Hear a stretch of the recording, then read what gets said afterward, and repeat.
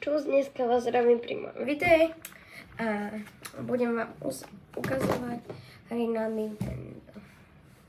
No, takže začneme tou prvou. Táto prvá je Super Mario 3D World plus Bowser's Fury.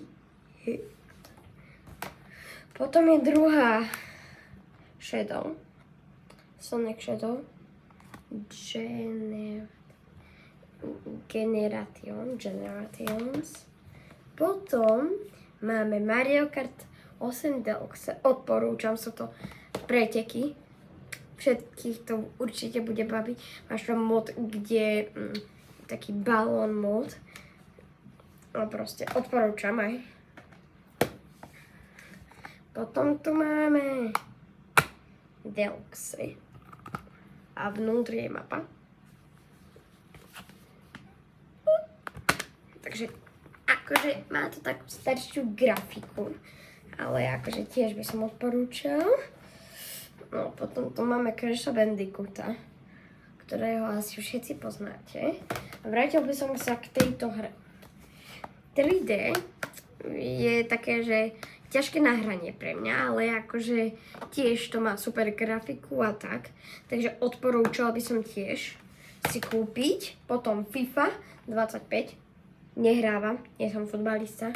Teda som, ale nehrávam FIFU ani nemám na to čas. Takže tak. A potom tu mám Pokémonov a týchto Minecraft. Takže tiež by som to odporúčal. No takže odporúčané hry sú akože na prvom mieste, že napríklad Minecraft, toto a preteky. No, na druhom mieste je no. Takže odporúčal by som si kúpiť brlov, alebo kde to nájdete.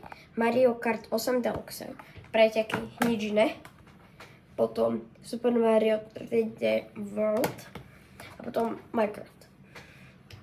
No a akože mohli by ste si to kúpiť, ale nemusíte. Teda Sonic, tam vnútri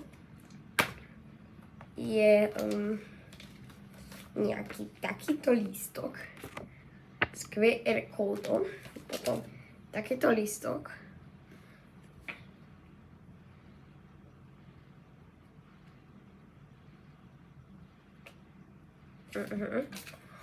Potom je tu takýto lístok polský. Tu je asi návod na to, ale vyzerá to pekne. A tu je potom nejaké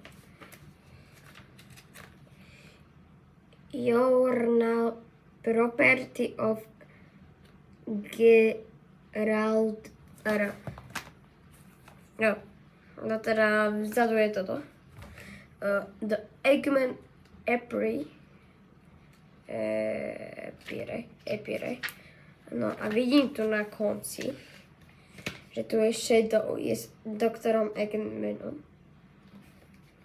Takže moc to asi dobre nedopadne. Ale neviem.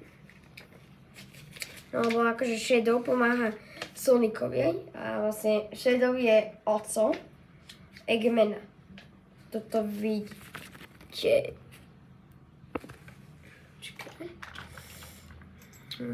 Čakajte sekundu.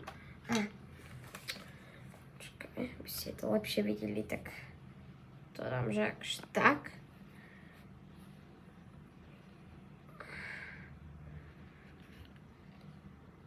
Vidíte, ten Shadow, pani a potom doktor Eggman. No takže pre toto video je to všetko.